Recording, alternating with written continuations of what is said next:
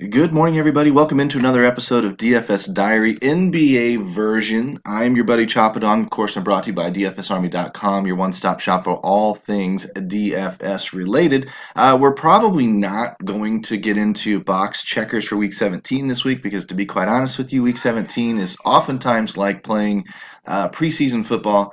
In that, with all the starters resting and everything, I just personally don't get into it. It just isn't something that I enjoy, all of the randomness and all the craziness. Now, a lot of true professional DFS players will tell you that's where their edge is, because if you're willing to do a little bit of the extra research and a little bit of the prediction of who's getting the opportunity, who's getting the secure workloads and whatnot, you do have an edge. And I can totally understand where people would want to play in the last week of the regular season for that edge because I mean, honestly, the games are so tight these days. The education is out there.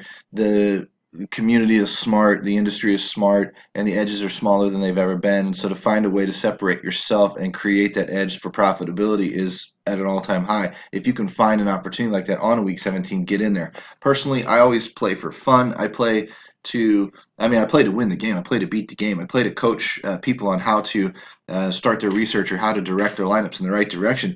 But to be honest with you, what I'm after more than anything is my own enjoyment, because that's why I do this. If it starts turning into work and it starts turning into laborious, tedious, too much number digging and stuff, I don't have as much fun, and it's just, for me, it just doesn't resonate. So hopefully, if you want to dive in and you want to dig in, go for it. You've seen the method work all year as far as narrowing down the choices and finding the better players on the slate to build your lineups around as your core cash type players, and then add in a few pivots here and there. And the method definitely works. But today I want to focus on NBA, and I want to dive in and show you.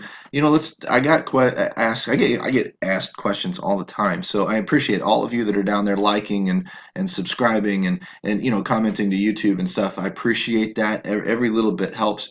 And oftentimes I get questions in our private coaching forums about, well, how do you do your research? What is your process? And I wanted to show you a couple other methods. Yesterday we talked about value, 3 different ways to find value on the slate in NBA, and I wanted to show you a little bit more today on maybe how to learn the league, if you will, because a lot of times you ask people and they don't know who plays for what team, and they don't know who the sixth man is, or who whatever. And that can become problematic because you end up playing guys in great matchups that aren't even starters. And instead of just one drop score guy on a site like Fanduel, you end up with 2 or 3 in your lineup and you're sunk. And people, well, he was in a good matchup, or he was projected to get 5.8x value. Or, okay, those are all true, and those do work. But you want to limit the number of guys that you have in your lineup that are prone to duds. And the way you can do that is you can stick with the starters. So let's learn the league. Let's find the starters. We don't have a lineups tool at DFS Army, so sometimes we have to go outside of that. And again, I have no problems with going outside using multiple sources, because the idea is to get the best information into your hands as possible. We've combined a lot of tools that we've liked as founding fathers or whatever in DFS Army, and we kind of conglomerate, or whatever the term would be, a bunch of different tools that we like from around the industry, and have created our own tools that are kind of one-stop shopping. But some things, we just go elsewhere for. And personally, lineups and things, I go elsewhere for these things. What I'm looking at right now, and I'm going to come back to this in a minute, is the research station from DFSArmy.com, and I'll show you how I'm going to use this in a little bit. But the first thing that I'm going to do to kind of learn the league, and the reason why, is when you read an article like this, CG does a first look article, which is phenomenal.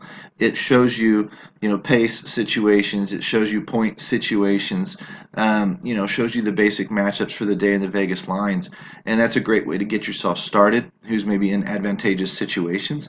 But then it runs through a little bit of the injury news. Who are we looking for today? Kawhi Leonard, Kyle Lowry is out. So what does that mean? That means that Kawhi's going to get jumped to about 35% usage. Fred VanVleet is going to get the start most likely, and is going to give us 25 to 30 minutes or 25 to 30 fantasy points. I don't know. He left that off. But Serge Ibaka and Siakam are also going to be more involved in the offense as well. We know that with Teague out, Rose gets the bump. We know as well. Okay, so first thing we need to know is who starts for what teams, and then we need a tool that can adjust to those and show us. NBA Wowie is one. Roto Grinders has Court IQ. They do that too. So the first thing that I'm going to do is go looking at a lineups page and look at who the projected starters are. This one just happens to be Roto Grinders again because it's free. It's a free tool, and I'm not into spending everybody's money. In fact, when you go down to the bottom there and you click the link to become a VIP at dfsarmy.com, you use coupon code CHOP and save another 10%. I'm not into spending your money. I wish that you would reinvest that into your own daily fantasy sports budget and play accordingly and put more of that money in there where you can win and compound it. You're basically just investing in yourself with me, for tools and for coaching and advice, and that's going to shorten your time frame when you don't have 8 hours in a day to sit and dig through all this stuff, or you don't have, maybe you're learning NBA for the first time this year and you don't know who plays for what team. That's kind of what we're dealing with here today. The starting five, are listed right here as the starters, et cetera, et cetera. The Court IQ tool will pop out to you when you click that button. Now, we talked about Toronto and how Van Vliet's going to get the start because Lowry is out. Well, when we click on that Court IQ tool and it pops out, it's going to show us, when we click to the Raptors here, it's going to show us a little bit of who's on. We can click starters right here, and it's going to show us these 5 guys. Well, it's got 6 guys on. We got to take Kyle Lowry off. Generally speaking, Lowry starts and Van Vliet does not. These are generally your default starting 5. Okay, so you can run the little query there, and these numbers over here will change and show you fantasy points per minute. You can set it up per minute, per 36, per 48 minutes, whatever you want. But what we're looking at is these 5 have been on the court 293 minutes together, so these stats are fairly stable. You can see the usage here. Usage rate's a big number. How when a guy touches the ball, scores points, whatever, being used, etc. Just a very, very vague term. There's definitions out there that you can look up. Just know that the more a guy gets used, the more opportunity he gets, the more secure his points are, the higher his floor, etc. Potentially the higher his ceiling, etc., etc. I like to look at minutes on the floor. Not that I want to look at 293 minutes, but I'm looking at minutes on the floor. I want to know how much a starter actually plays, and we'll get to that in a minute too. But I'm trying to find some, the more minutes a guy gets, the more opportunity he has to score, unless he just stands in the corner with his thumb up his butt, So what we're trying to find is who's actually going to get a lot of minutes. Somebody who normally gets 20 minutes, maybe a Van Vliet, and all of a sudden gets 30 minutes. Well, if that guy is being used, and I don't know, say 20% of the time, and he usually scores 20 points, well, he might jump up to 30 points or so tonight, and therefore be underpriced for his role in the offense. That's one of the keys to DFS NBA. And I shouldn't be talking a foreign language to most of you. I'm specifically talking to the newer guys today to kind of point them in the right direction, since I get asked these questions and I don't ever cover this stuff. I just run through my process, my routine. But when I'm looking at fantasy points per minute, 0.7, 0.95, 1.07, I'm always looking for a guy who scores about 1 point per minute when I can find one, and then it's a little bit easier to calculate maybe what he might score tonight. So if I found somebody down here like Sycam or Ibaka that's about a point per minute, now what I'm looking at is how many minutes is he going to play. It's about how many points he should score, and then from there I'm going into how much value he's going to bring based on his price, based on his pricing, based on his salary. And I kind of combine all that stuff together and I get an idea in a matchup. Is it a positive matchup, a negative matchup? Should he underperform or overperform his number? And that's going to give me an idea, again, as to how much value he's bringing, which is what we were talking about, again, back on yesterday. So how does this change? Watch these numbers down in here. We'll take Kyle Lowry off. We'll put Van Vliet in. And now we've got Ibaka, Leonard, and Sycam that we'll probably watch and see how that affects things. So I'll come over here to edit players. I'll put Van Vliet on. I'll take Kyle Lowry off. And I'm watching over here the 25, the 30, and the 17, the 107, 104, and 131. So when I click to run the query there, and this reorganizes, 64 minutes we've had this situation so far this year. So again, somewhat of a smaller sample size, but not terrible. And I'm looking at all of a sudden, from 31 to 33 goes Kawhi's usage. His usage comes up, but his points per minute came down. That's intriguing to me. So what I would personally use is I might use, the usage goes up, and that might mean great things, but I might also use this 1.09. And so when I go into some sort of projection system and see him projected at 1.3, 1.4 points per minute, I might say, wait a second, we might want to temper this down just a little bit, because for some reason either the offense gets a little bit more balanced, or Van Vliet, has a little bit more effect on things, or whatever the rotation is. That's when you need to watch the games and find that out for yourself. But the other usage numbers, like Sycam's, did come up a tick from 17 to 18, but his number went down, of course, too. Now that could be, again, factor of the small sample size, because if their usage goes up and their minutes are going to go up, now what you end up with is should be positive regression. Should be something where the actual player's numbers do come up, his points do come up, and in this case they're not. I would be watching Van Vliet tonight too, because he's going to get more minutes, even if his 0.75 doesn't change. If that's just what he is, then 30 minutes is better than 20 minutes based on his price. But roughly, this is one way that you can dig through this tool and start playing around. Let's take another one, for example. Jeff Teague is out, so Derrick Rose is in Minnesota. So if I come down here to Minnesota's lineup, it probably is already affected. Yeah, so Teague is out, Rose is in, and we know we've been dealing with this a little bit before. But if I go to the court IQ and I take on Minnesota and I say starters, then it's going to give me Rose, Wiggins, Taj, whatever. It's missing a fifth guy, so we're waiting on potentially a fifth guy to get in there. Rose, Taj, Covington. Was it Covington that it was missing? I don't even see Covington on this sheet, which is very, very interesting. But let's take, let's put Teague on the floor. Let's come over here, 1, 2, 3, 4, 5 guys, and let's run that little query. See what we end up with here.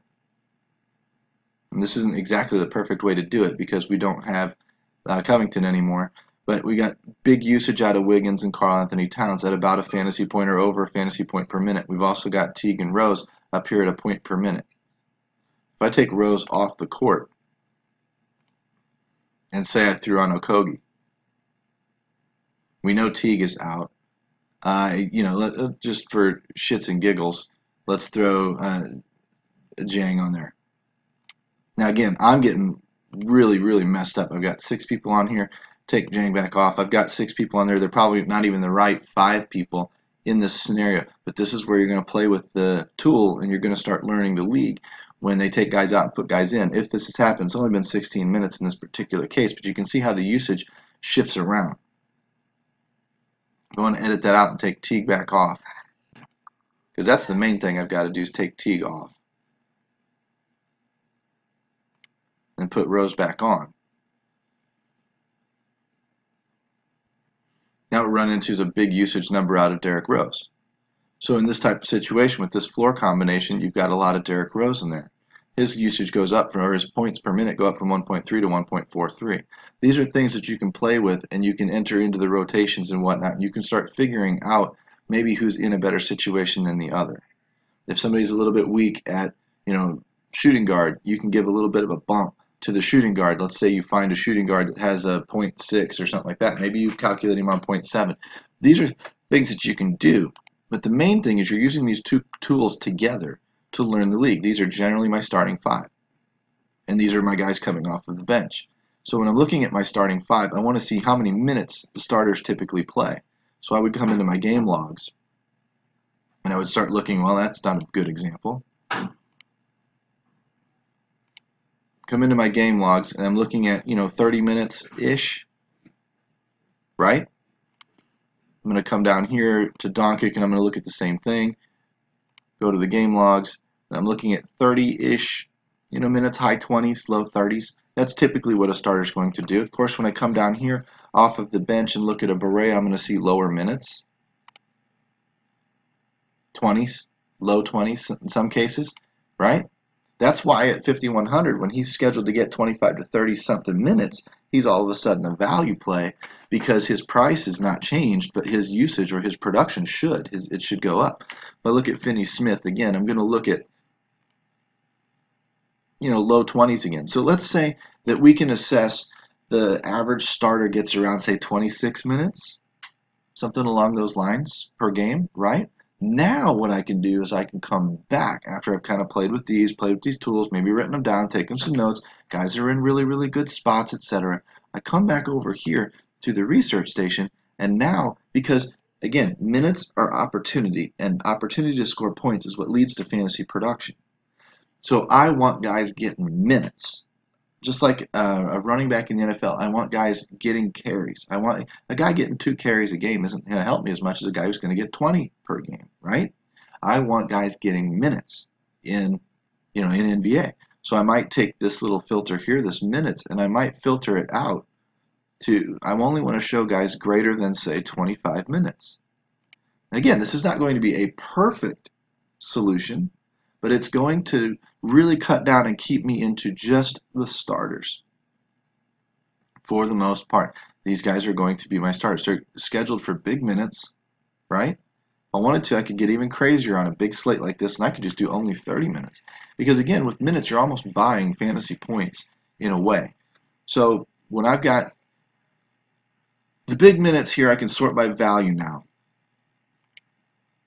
And I can sort descending value and bring the top value guys up to the top. These are guys who should be getting the start. Okay, so 28 minutes or so out of Okogie. Van Vliet, that shouldn't surprise us based on what we saw with Kyle Lowry sitting out. But we're looking at these guys here for bringing the value tonight and the cheaper numbers. So these are the guys that might be in. So if Dorian Finney-Smith at 3,600 is scheduled to get 32 minutes, and ends up bringing in 19, 20 points, it's a 5.4x value. So again, we're finding the value, we're finding the underpriced guys, we're finding the guys with the opportunity to go above and beyond what they usually do, what they're priced to do. We're looking for guys to outperform that price. And so now that I've found a whole bunch of these guys in here, I can start looking for maybe over 30 minutes. So if I cut that out even further, I only want greater than 29.9 minutes. That'll get me at least 30 and above. And now that those guys disappear, these are my new value plays, right? Van Vliet, Dorian Finney-Smith, Wiggins, Jokic, Lonzo Ball, Rudy Gay. Lonzo Ball on back-to-back nights, interesting. Rudy Gay, Hoyter, whatever, Dedmon. These are some of the guys that I might consider in as my value. And like I said yesterday, I'm going to build from the bottom up, kind of from the value side up. I'm going to take a couple of these guys like Van Vliet for sure. Maybe a couple of these other guys, and I might have them on a very, very short list of 3 or 4 value guys. I'm going to take them, put them into the optimizer, and I'm going to control my player pool. I'm going to go through the rest of these situations, and if I sort by raw fantasy points instead of by value, I've already got the starters are already out there. The backups are pulled, so that helps me find that value better. It makes sure that when I'm pulling from value, I'm not pulling a bench guy that just happened to fall into a good matchup and get some kind of a point boost.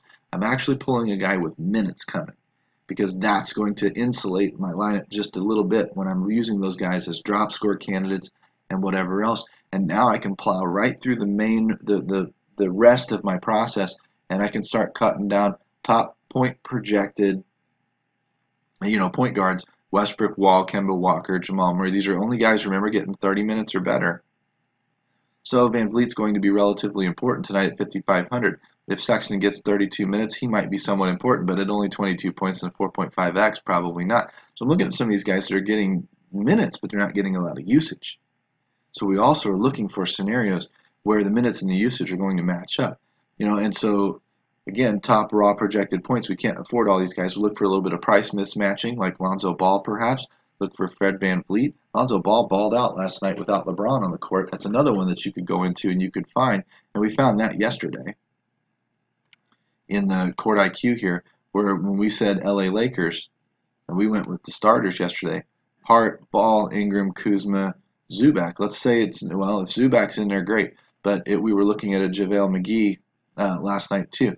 When I run that query, and I see how these guys are used, they're not going to probably have a very large sample size built up, 14 minutes, but you can see who was getting used in those scenarios, and that can help you make some decisions and break some ties. But you go through these scenarios, go through your shooting guards, write down your top 4, 5, 6 guys. Go through your power forwards, your small forwards, write down your top 4, 5, 6 guys, and then go back to your value rankings. As soon as those guys all fill in, and then go pick from your value guys. And now you've got a player pool of, say, 20 to 25 to 30 guys, maybe 32 guys or so on a huge slate that are all scheduled to get big minutes, that are all scheduled to score points, and that are all scheduled on cheaper prices to bring big value, that are also getting big minutes.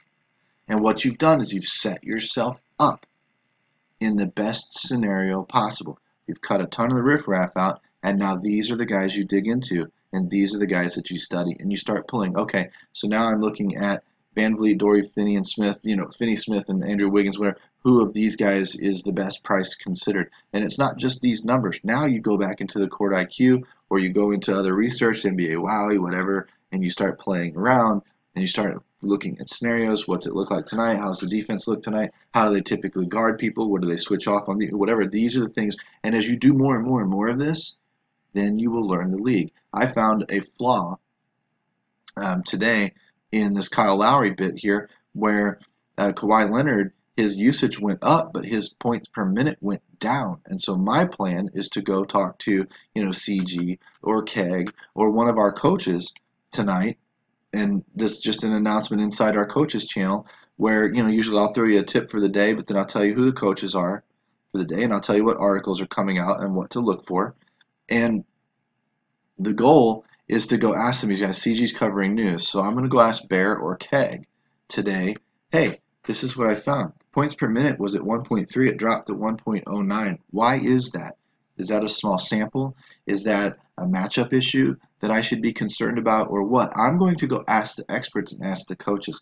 And two things can happen. One, they can tell me a small sample, don't worry about it. Or two, they may tell me, hey, the good point, I've got to go digging myself. And then they'll get back to me and possibly give me an answer and say, man, you saved me tonight or whatever.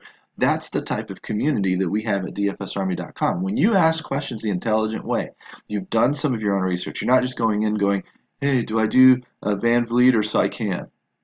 You're not going to get a good answer that way. You hear me talk about that all the time. But if you go in and say, hey, I noticed that Kawhi Leonard's usage goes up, but his fantasy points drop per minute, do you see the same thing? Sometimes these guys will go look at that with you and will go come back and say, okay, well, here's what I found. The rotation was different that night, or this, that, or the other, because they know the league better than I do. So I use them to ask my questions. I just make sure that my questions are all backed up with some numbers and prepared for a little pushback on the question. I need to prove to you that I have already done a little bit of research, and I'm not just asking this question for no reason. I actually have a reason why I'm asking this question. And when that happens, the conversation inside our coaching channels gets really, really good. Everybody learns, everybody benefits, everybody performs better as a result. Sometimes the coach says, hey, this is why, and great, I didn't look at that, thank you. And sometimes the coach says to me, hey, thanks for pointing that out, I hadn't looked at that. And so again, we help each other out. That's the nature of what we do. That's why we get better. That's why you see us on the leaderboards. That's why you see us just dominating any sport that we cover for any reason we cover, because we've got the experts in place and the 40 staff members to do so. If this is something that you want to be a part of to learn and get your game up to another level, you need to become a VIP. You dive in and click the link in the comments section, use coupon code CHOP, C-H-O-P, get your buddy in here before the end of the year and start learning. You got time to get in here today and read the articles that are premium only. You've got the access to the tools where you can start poking around on it yourself. You've got access to the coaches, most importantly, that you can then ask the questions to get the answers that you need or that you want to help you break the ties and help you build better lineups for yourself. It's been Chop-A-Dog. It's been DFS Diary NBA style for December 28th. We're going up on about 20-25 minutes now. Hopefully that was enough to help you, point you guys in a couple of different directions, a little bit of research process, a little bit of how to learn the league as far as starting lineups, maybe backups coming off the bench, and what to do when guys are out and when they're in, and how to check their usage, and start learning a little bit more about this game in case you're brand new. And my major recommendation to you, of course, is going to be get some coaching, come inside DFSArmy.com, look these guys up, ask them the intelligent questions, and get the answers that you need to become a better player. It's Friday. I will talk to you guys in a couple of days. Everybody have a happy holiday season and a happy new year, and I will catch you guys probably next week. Take care.